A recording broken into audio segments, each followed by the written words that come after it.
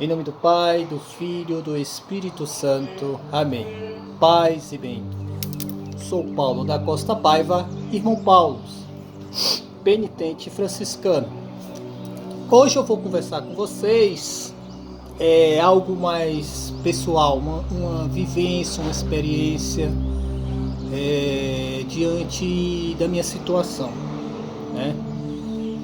Hoje eu estou na casa dos 40, né? Já estou com 45, logo chego aos 46 e aos 41, 42 anos aproximadamente descobri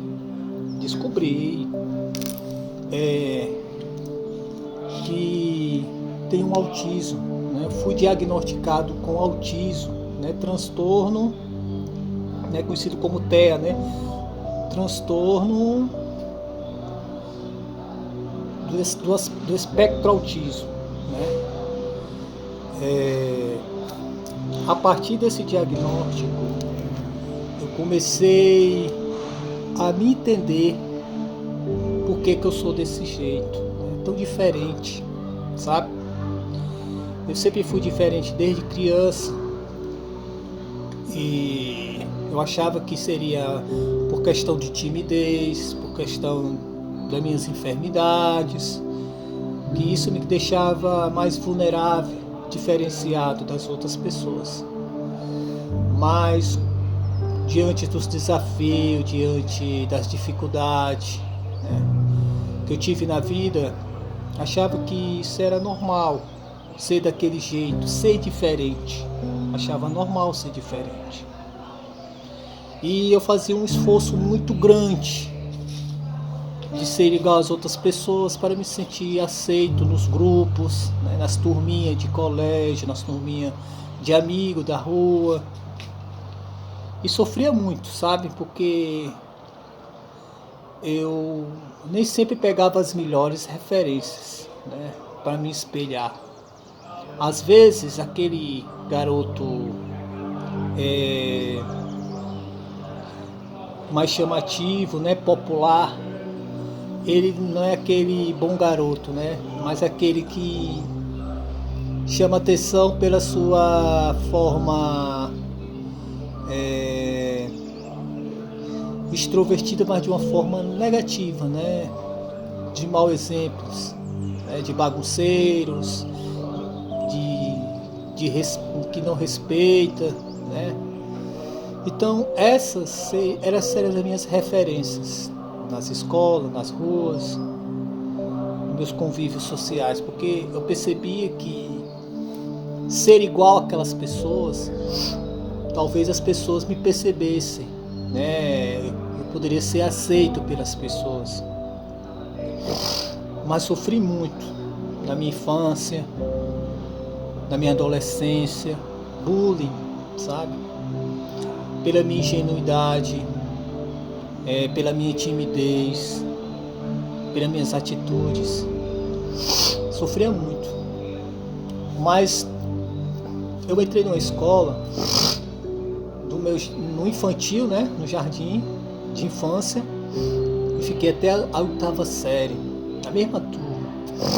Assim, os amigos próximos, assim, nem sempre foi a mesma turma, porque eu cheguei a repetir o 6º ano.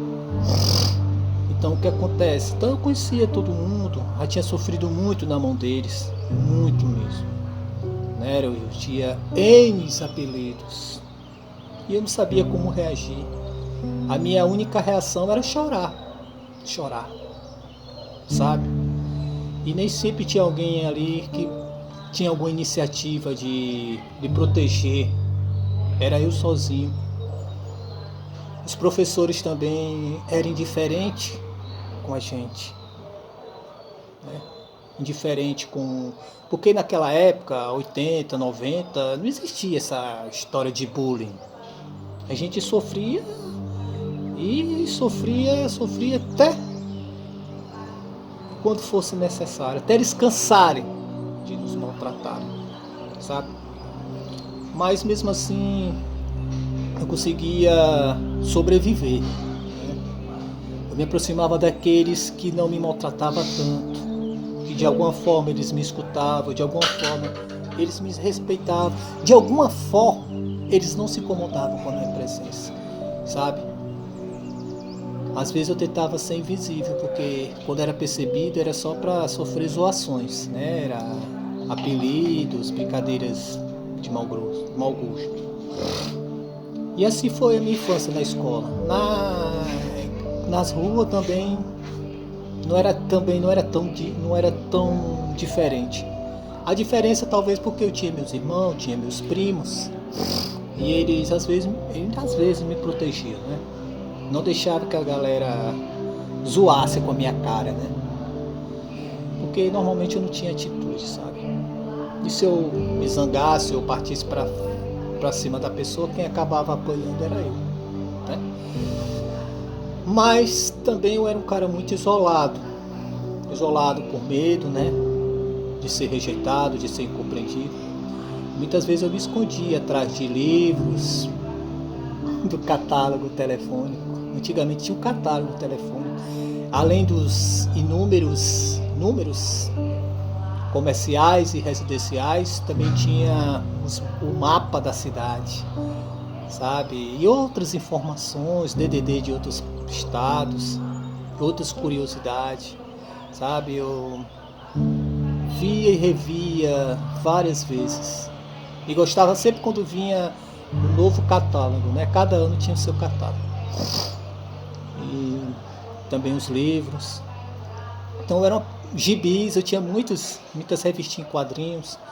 A amiga da minha mãe tinha um filho que me doou mais de 300 revistinhas em quadrinhos. Então eu mergulhei nos quadrinhos, sabe? Da Marvel, da DC. E um dos personagens que eu mais gostava era o Homem de Ferro. Porque o Homem de Ferro, Tony Stark, ele era um cara doente, né? Ele tinha um problema cardíaco por causa de um acidente que deu origem ao Homem de Ferro. Só que ele tinha uma armadura que o protegia, sabe? Então dentro daquela armadura ele era um herói. E eu era um cara frágil, um cara doente. Tinha asma, nasci com asma. E muito cedo tinha os tímpanos perfurados, tive que fazer a cirurgia com 10 anos de idade. Sabe que uma vez eu me lembro, acho que eu estava no primeiro ano, sabe, do fundamental. E uma das crianças me deu um telefone, sabe, assim, pá! Com tanta força que eu acho que foi isso que estourou meus tímpanos na época. Ai, foi uma dor horrível, ainda me lembro. Eu era muito ingênuo, as pessoas chegavam e me agrediam. E eu não sei motivo algum, sabe? E eu fiz essa cirurgia com 10 anos. Um dos ouvidos deu certo, a cirurgia foi um sucesso, mas o outro continuou perfurado. E comprometeu de ter uma certa dificuldade de audição. Não chega a ser uma surdez, é uma pequena dificuldade. Os médicos já recomendaram fazer uma nova cirurgia, mas eu não tenho vontade nenhuma de fazer cirurgia, sabe? E assim foi minha infância, né? Sofrendo bullying, me escorando atrás de algum amigo que possa me proteger, ou vivi isolado nas revistinhas, nos livros, mas achava que isso era por causa da minha timidez, sabe? Na adolescência eu conheci a galera, né? A turminha começou a beber, né? A fumar, procurar outros caminhos, e eu fui acompanhando, né? Porque eu queria ser aceito por eles. Aí foi que eu imitei mais a atitude deles, sabe? Aí eu queria sempre curtir a noite, sempre estar bebendo. Fumar eu nunca fumei por causa da asma, né? Sofri muito por causa da asma. Deu uma melhorada depois que eu entrei. Nos meus 10, 12 anos eu comecei a tomar a bombinha, né? O salbutamol, que é a minha companheira até hoje. Mas meu ponto fraco era a bebida, sabe? Bebia demais.